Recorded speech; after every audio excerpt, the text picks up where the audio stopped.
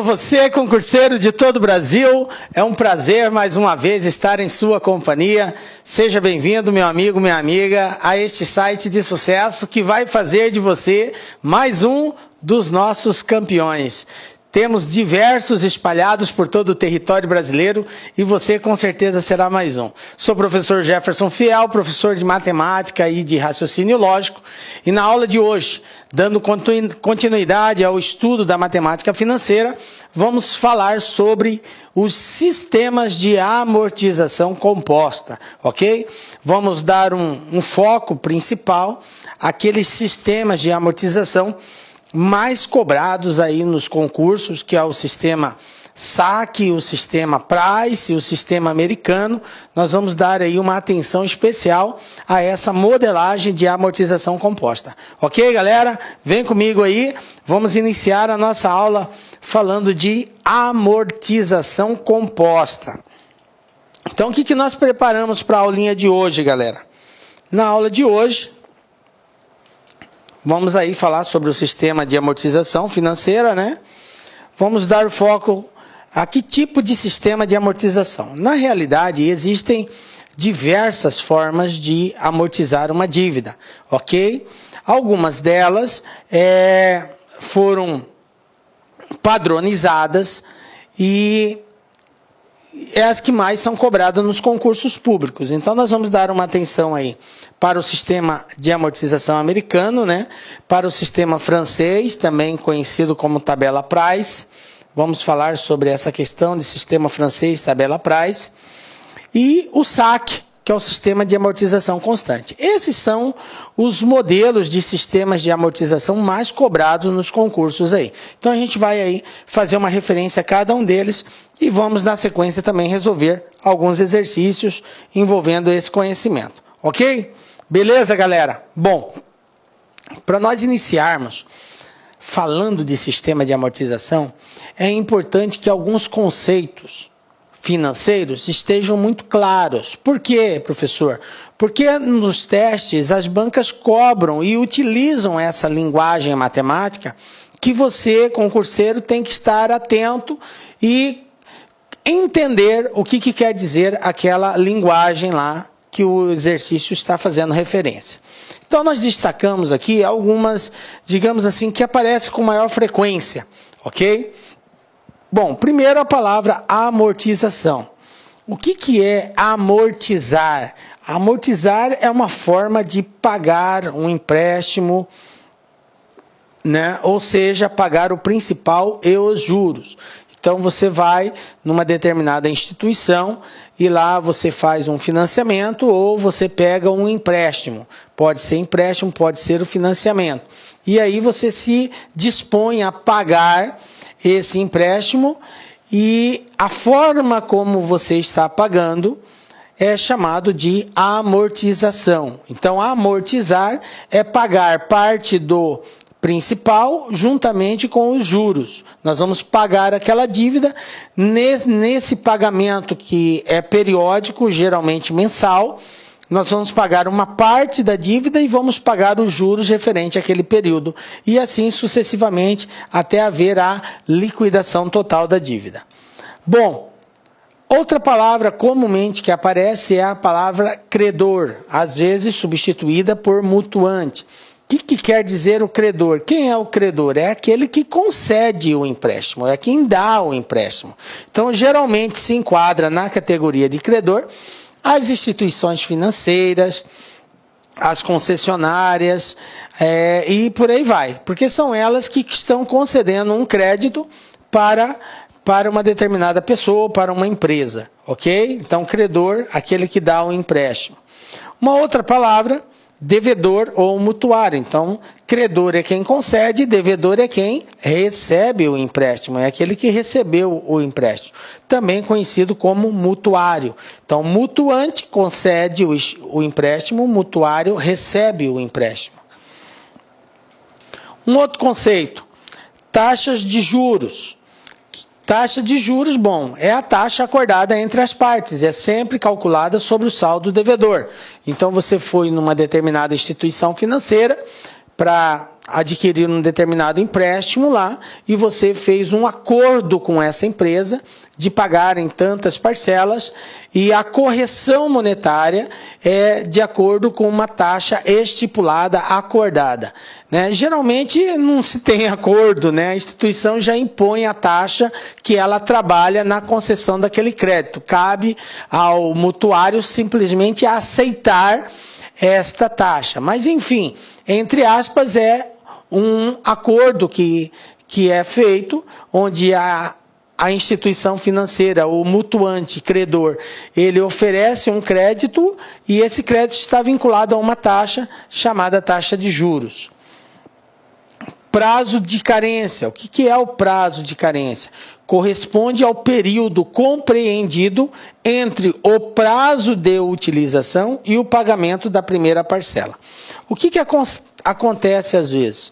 Determinadas modalidades de empréstimos, a instituição financeira te dá um prazo para você começar a pagar. Tá? Então, esse prazo que você tem para começar a pagar é chamado de período de carência. Isso acontece, a gente vê muito em operações rurais. No caso, o agricultor, ele compra um determinado maquinário para desenvolver lá na sua lavoura. E geralmente aquele contrato que ele faz com o banco, com a instituição que está financiando, dá um prazo de carência, que é o prazo para ele trabalhar com aquela máquina, produzir o dinheiro para poder começar a trabalhar, ok? Então esse período que ele tem aí de fôlego, né, é chamado de prazo de carência. Obviamente tem várias circunstâncias que envolvem o prazo de carência. Nós temos situações em que no período de carência a instituição cobra somente os juros, não cobra a amortização do capital, mas tem modalidades de financiamento na qual no caso aqui o devedor, o mutuário, no período de carência ele paga só os juros da operação. E também tem modalidades em que ele não paga nem os juros.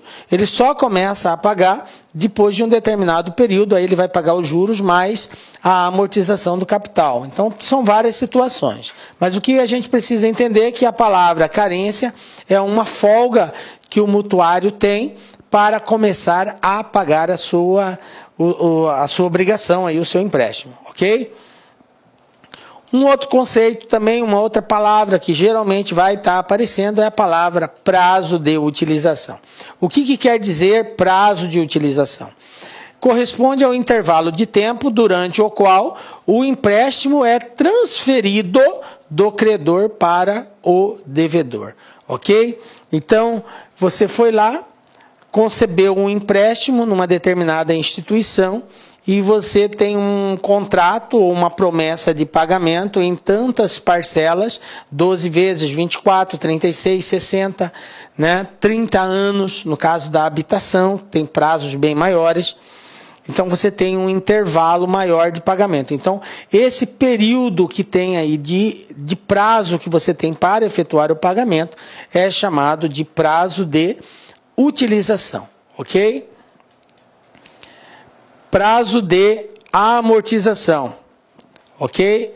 Prazo de amortização é intervalo de tempo durante o qual são pagas as amortizações. Então veja bem, vamos confundir aqui, né? Prazo de utilização, voltando aqui, prazo de utilização é o intervalo durante o qual o empréstimo é transferido do credor para o devedor. E a amortização é o prazo que você tem aí para pagar as devidas parcelas, tá? Houve uma troca aqui. Então, utilização é o período que o dinheiro é transferido para o devedor. E a amortização é quando ele efetivamente começa a pagar, é o tempo que ele tem aí para pagamento dessa dívida, ok? Parcelas de amortização. Parcelas de amortização é o valor correspondente às parcelas de devolução do valor emprestado, né? Então, eu vou pagar em 12 parcelas de R$500. Eu peguei uma dívida, peguei lá, financiei R$5.000, um exemplo, e vou pagar em 12 parcelas de R$500. Então, as parcelas de amortização correspondem a cada um desses valores individuais que conjuntamente formam a devolução do capital emprestado, ok? Uma outra palavra também comumente aparece é a palavra prestação, gente. O que é a prestação?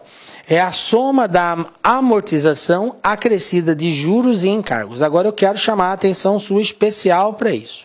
Galera, prestação é a amortização mais juros. Acrescida quer dizer somada, ok?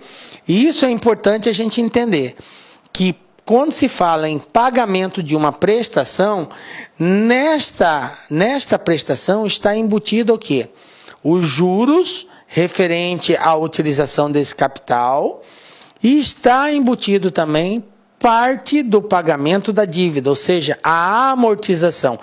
Essa amortização é o pagamento do valor principal, do valor que eu peguei e tomei emprestado. Então, eu vou pagar já uma parte dele. Então, estou amortizando uma parte e estou pagando juros referente a esse período. Então, esses dois juntos formam o que nós chamamos de parcela, ok? Planilha, tá? A planilha, o que é a planilha? É um quadro ou um cronograma dos valores do empréstimo. Então, veja bem. Nós utilizamos muito a planilha nos sistemas de amortização. A planilha ela serve para nos dar aí um parâmetro de todas as transações que estão sendo realizadas, de cada valor individualizado, o que é juro, o que é amortização, o que é prestação, o que é saldo devedor. Então a planilha nos dá essa clareza para nós conseguirmos visualizar tudo o que está acontecendo com relação àquele empréstimo ou aquele financiamento que foi realizado, ok? Então, planilha é isso aí, é um quadro que nos dá esse panorama. Um outro conceito também que vai aparecer é o período de carência, né? Então, nós já falamos, é o período em que o tomador do financiamento paga juros ou capitaliza os juros. Aquilo que eu disse, que no período de carência tem modalidades de empréstimos que exige do devedor o pagamento dos juros. Tem modalidade de empréstimos que não exige o pagamento dos juros no período de carência. Ele simplesmente capitaliza esses juros no valor da dívida, né? E aí só começa a cobrar de certo período. Por isso que diz aqui, ou ele paga os juros nesse período ou capitaliza os juros. Tranquilo? Bom, importante destacar que no período de carência não há amortização. Por quê? Porque não há pagamento do principal. Se paga quando se paga somente os juros, ok? Não existe amortização nesse período de carência. Tranquilo? Bom, então, quando nós nos referimos ao período de carência, o principal, que é o valor tomado em empréstimo, ele permanece constante. Ou, na pior das hipóteses, ele será acrescido dos juros quando o mutuário faz a opção de não pagamento dos juros no período de carência. Então, se o mutuário falou, não, eu não quero pagar nada durante a carência, nem os juros. Então, ocorre a capitalização desses juros, aí no caso, o principal vai ser acrescido desse valor dos juros que está sendo capitalizado aí nesse período de carência, ok? Caso contrário, o mutuário pague os juros, aí o principal continua intacto naquele mesmo valor contratado. Tranquilo? Bom, esses conceitos é a base da fundamentação do que nós vamos ver a partir de agora. Vamos começar a estudar os sistemas de amortização, tá? Lembrando bem claro que quando você fala em amortizar, a única coisa que você tem que pensar é o seguinte: a amortização é o pagamento de uma dívida, ok? E aí, são vários métodos, são vários sistemas que existem. Inclusive, você pode criar um método específico de amortização. Porque esse amortizar é um acordo que é feito. Então, eu vou e pego R$1.000. Vamos pegar R$1.000 aqui como exemplo. Vamos fazer aqui a seguinte situação. Vamos pegar e criar uma situação hipotética onde eu vou pegar um empréstimo de R$1.000 e vou criar um sistema de amortização aí qualquer, um sistema fiel de amortização. Professor, por que sistema fiel? Eu estou nominando ele como fiel. E eu disse para vocês que existe N formas de amortizar uma dívida, e você pode criar a sua específica. Então imagine a seguinte situação. Eu peguei R$1.000 emprestado. R$1.000 emprestado, está aqui. E faço a seguinte promessa de pagamento. Eu vou pagar o primeiro pagamento vai acontecer daqui a um mês. E eu vou pagar 20%. Vou amortizar 20% dessa dívida no primeiro pagamento. No segundo pagamento, eu vou amortizar, que vai acontecer daqui a 2 meses, eu vou amortizar 30%. Olá, meus amigos, minhas amigas, sou o professor Luiz Antônio de Carvalho e com muito prazer, muita satisfação, estou aqui para convidar vocês a fazer um estudo direcionado, um estudo focado para o concurso da Cefaz Rio Grande do Sul 2018, para o cargo de auditor fiscal da Receita Estadual. Nós aqui da Lá Concursos, este ano 2018, nós fizemos aí nosso planejamento estratégico e decidimos entrar de cabeça em concurso de carreiras fiscais. E nós estamos fazendo, então, programas específicos. Nossa equipe de professores é top de linha, vocês viram a qualidade dessa aula demonstrativa aqui da Lá Concursos. E eu tenho certeza que estudando com planejamento, antecedência e foco, você vai ficar muito competitivo. Este curso nosso, pré-edital, da Secretaria de Fazenda do Rio Grande do Sul, nós temos um prazo de acesso um pouco mais longo, 6 meses. Durante esses 6 meses, é um curso pré-edital, você vai ter direito a todas as atualizações dentro do período de acesso. E vamos supor, você se matriculou hoje, semana que vem o edital foi publicado e está precisando de algum complemento no seu curso. Você pode ficar tranquilo, porque nós aqui da Lá Concursos, quase 10 anos no mercado, quase 10 anos no ar, nós vamos atualizar a custo zero, mas dentro do prazo de acesso. Professor, quanto custa tudo isso? Gente, apenas 10 parcelas de R$60. Você pode ter certeza absoluta que é o melhor custo-benefício do mercado Cefaz Rio Grande do Sul, aqui na Lá Concurso. Falando em Cefaz, nós temos um programa específico para carreiras fiscais coordenados pelo nosso grande mestre, professor André Fantoni. Nós já temos no site disponível, olha só, Cefaz Goiás, Cefaz DF, Cefaz Bahia, Cefaz Rio Grande do Sul e Cefaz Santa Catarina. 5 programas específicos aqui na Lá Concurso. Peço para vocês, mais um pedido, que se inscreva no nosso canal no YouTube e se inscreva também, faça ser nosso seguidor no Instagram. Você sabe por quê? Todas as segundas-feiras, às 19h30, horário de Brasília, nós temos uma live que a gente fala sobre concurso de carreiras fiscais no Brasil todo. É uma aula, uma correção de uma prova, uma entrevista, alguma coisa nesse sentido. Todas as segundas-feiras nós temos esse canal de comunicação com os nossos queridos alunos do Brasil todo. Bacana, meus amigos? Um forte abraço e espero vocês. Fui, tchau. Clique lá.